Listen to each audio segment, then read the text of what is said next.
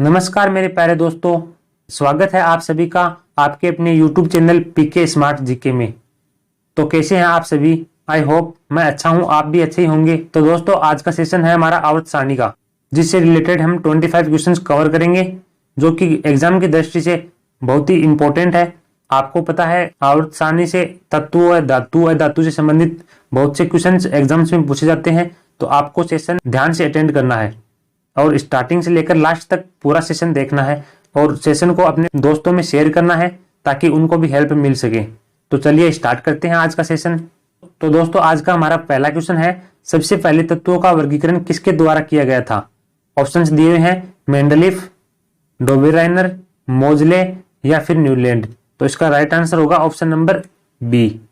Dobereiner है, उन्होंने सबसे पहले तत्वों का वर्गीकरण किया। डोबेराइनर ने सर्वप्रथम आवर्त सारणी बनाई थी तथा त्रिक नियम दिया। त्रिक नियम में प्रथम व तृतीय तत्व का जो औसत था वह द्वितीय तत्व के द्रव्यमान के औसत के बराबर रखा गया था। तो इसका राइट आंसर डोबेराइनर हो जाएगा। नेक्स्ट क्वेश्चन है हमारा, अष्टक नियम का प्रतिपादन किसके द्वारा किया गया था?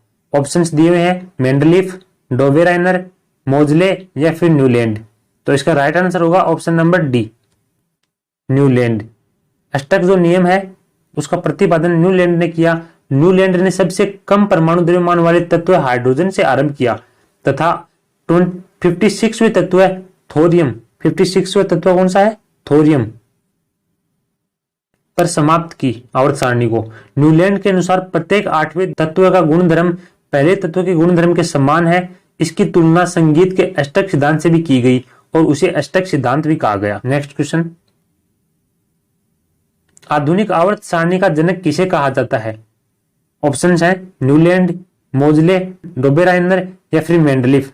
तो फ्रेंड्स, इसका राइट आंसर होगा ऑप्शन नंबर बी, हेनरी मोजले है, उनको आधुनिक आवर्त सारणी का जनक कहा जाता है। आधुनिक आवर्त सारणी हेनरी मोजले द्वारा बनाई गई। उनके अनुसार तत्वों के रासायनिक एवं भौतिक गुणधर्म उनके परमाणु क्रमांक के आवर्ती फलन होते हैं। क्या होते हैं? उनके आवर्ती फलन होते हैं। वर्तमान आवर्त सारणी में टोटल तत्वों की बात की जाए तो कितने हैं? 118 118 तत्व है। नेक्स्ट क्वेश्चन,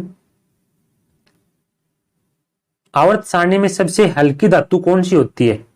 आपको बताना है आवर्त सारणी में सबसे हल्की धातु कौन सी होती है।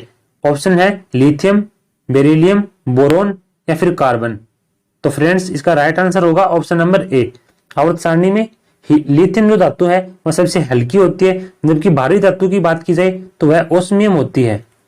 कौन सी होती है? ओस्मियम। नेक्स्ट क्वेश्चन, आवर्त सारणी में किस वर्ग में सर्वाधिक गैस है? आपको बताना है आवर्त सारणी में कौन सा वर्ग है इनमें से जिसमें सर्वाधिक गैस है। शून्य वर्ग या अकेले गैस, वर्ग 12 है, वर्ग 10, वर्ग 9। तो इसका राइट आंसर होगा ऑप्शन नंबर ए।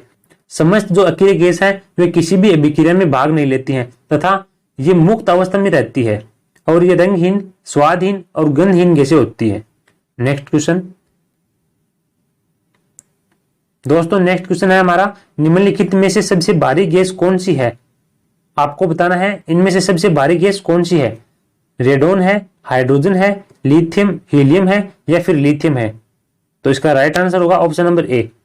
रेडोन जो गैस है वह सबसे भारी गैस होती है। नेक्स्ट क्वेश्चन, कौन सी अकेले गैस जो हमारे वायुमंडल में नहीं पाई जाती? ऑप्शन है हीलियम, लिथियम, बेरिलियम या फिर रेडोन। तो रेडोन ही गैस जो हमारे वायुमंडल में नहीं पाई जाती है। नेक्स्ट क्वेश्चन, अकेले गैसों में मुक्त इलेक्ट्रॉनों की संख्या कितनी होती है? ऑप्शन है 0, 1, 3 या 5। तो अकेले गैसों में मुक्त इलेक्ट्रॉनों की संख्या 0 होती है, अर्थात इसका option A is the right answer, जिसके कारण ही प्रकृति में यह मुक्त अवस्था में पाई जाती है। नेक्स्ट क्वेश्चन, आवर्त सारणी में सबसे अधिक क्रियाशील अधातु कौन सी है? आपको बताना है आवर्त सारणी में सबसे अधिक क्रियाशील धातु कौन सी है। क्लोरीन है, फ्लोरीन है या फिर आयोडीन या फिर ब्रोमीन। तो फ्रेंड्स, इसका राइट आंसर होगा ऑप्शन नंबर बी। फ्लोरीन जो है यह सर्वाधिक क्रियाशील अधातु है। इसका कारण है अधिक विद्युत ऋणात्मकता, कम बंद ऊर्जा तथा अधिक मान अपचयन विभव होता है फ्लोरीन का, इसलिए यह सबसे क्रियाशील अधातु है।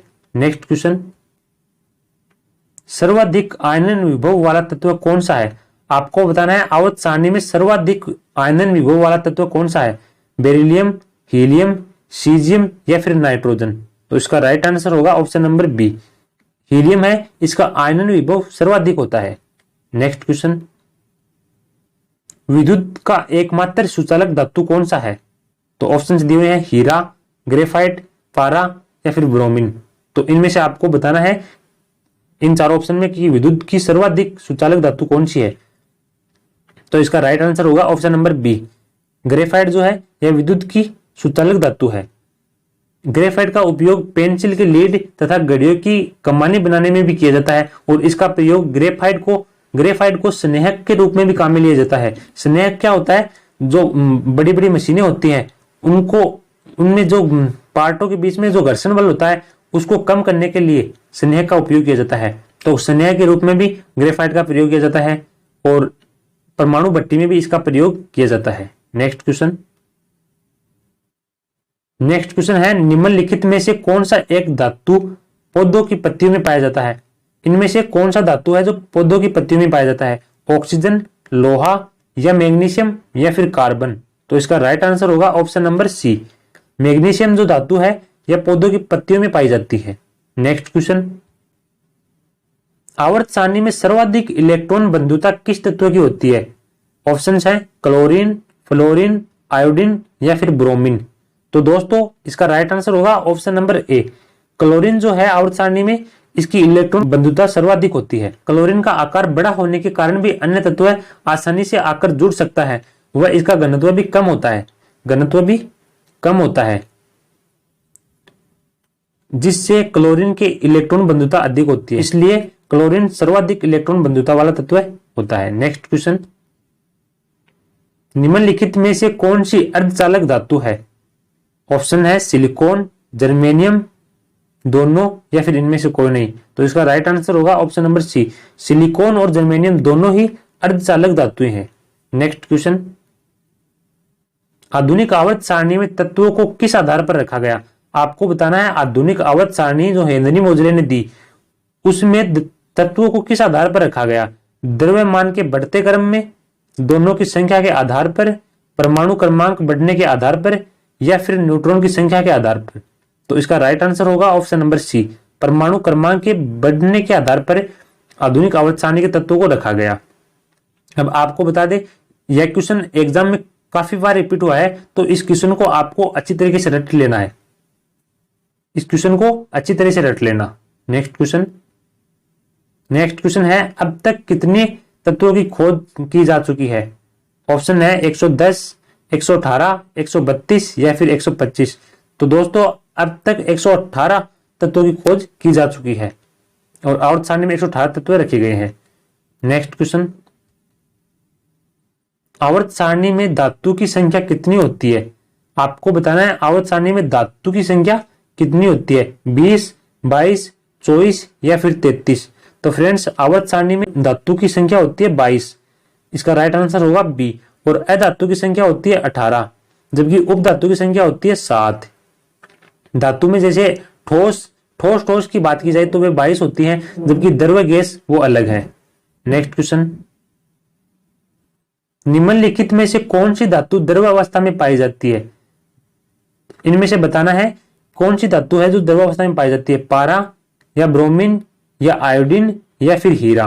तो इसका राइट आंसर होगा ऑप्शन नंबर बी, ब्रोमीन एकमात्र ऐसी धातु है जो द्रव अवस्था में पाई जाती है। नेक्स्ट क्वेश्चन, सूर्य ब्रह्मांड में सर्वाधिक मात्रा में पाए जाने वाला तत्व कौन सा है?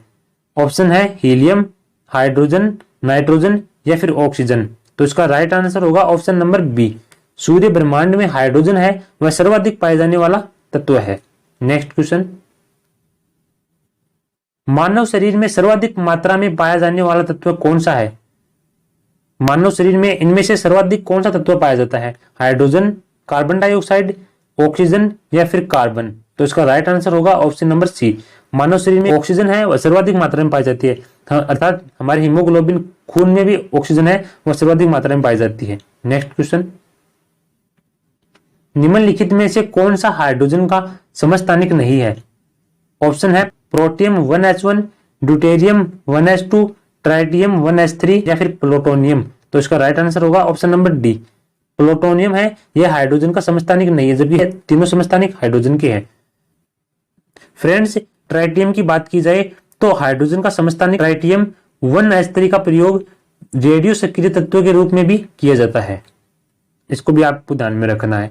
नेक्स्ट क्वेश्चन, निम्नलिखित में से कौन सी एक ऐसी धातु है जिसे चाकू से नहीं काटा जा सकता? तो आपको बताना है इनमें से कौन सी धातु है जिसे चाकू से नहीं काटा जा सकता, नहीं काटा जा सकता बताना है।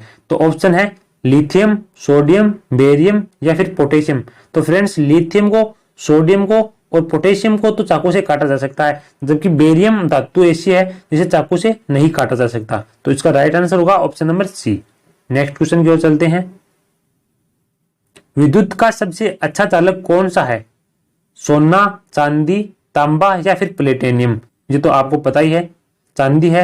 यह विद्युत का सर्वाधिक चालक धातु होती है क्योंकि इसका प्रतिरोध न के बराबर होता है। फिर भी विद्युत सप्लाई के लिए चांदी के तारों का प्रयोग नहीं किया जाता है क्योंकि यह एक महंगी धातु है जिसका उपयोग केवल महंगे यंत्रों में ही किया जाता है। जैसे फोन हुआ तो उसके सर्किट में चांदी का उपयोग किया जाता है। नेक्स्ट क्वेश्चन, दूध में सर्वाधिक मात्रा में पाया जाने वाला तत्व कौन सा है? आपको बताना है इनमें से दूध में सर्वाधिक कौन सा तत्व पाया जाता है? मैग्नीशियम, पोटेशियम, कैल्शियम या फिर ऑक्सीजन? तो इसका राइट आंसर होगा ऑप्शन नंबर सी, कैल्शियम जो है दूध में सर्वाधिक मात्रा में पाया जाता है। कैल्शियम से हड्डियां मजबूत होती है, इसीलिए कहते हैं दूध पीने से हड्डियां मजबूत होती है। नेक्स्ट क्वेश्चन, सोडियम का परमाणु क्रमांक कितना होता है? ऑप्शन है 11, 19, 15 या फिर 20। तो इसका राइट आंसर होगा ऑप्शन नंबर ए, सोडियम का परमाणु क्रमांक 11 होता है, जबकि 19 है यह पोटेशियम का होता है, 15 है यह फास्फोरस का होता है और 20 है यह कैल्शियम का होता है। नेक्स्ट क्वेश्चन, यह है आज का हमारा करंट का क्वेश्चन। किस राज्य सरकार द्वारा मुख्यमंत्री किसान कल्याण योजना के प्रथम चरण की शुरुआत की गई? ऑप्शन है आंध्र प्रदेश, महाराष्ट्र, मध्य प्रदेश या फिर झारखंड। तो इसका राइट आंसर आपको कमेंट बॉक्स में देना है। तो फ्रेंड्स, आज के हमारे 25 क्वेश्चंस कंप्लीट होते हैं। तो चलिए फ्रेंड्स, मिलते हैं नेक्स्ट वीडियो में। तब तक के लिए जय हिंद।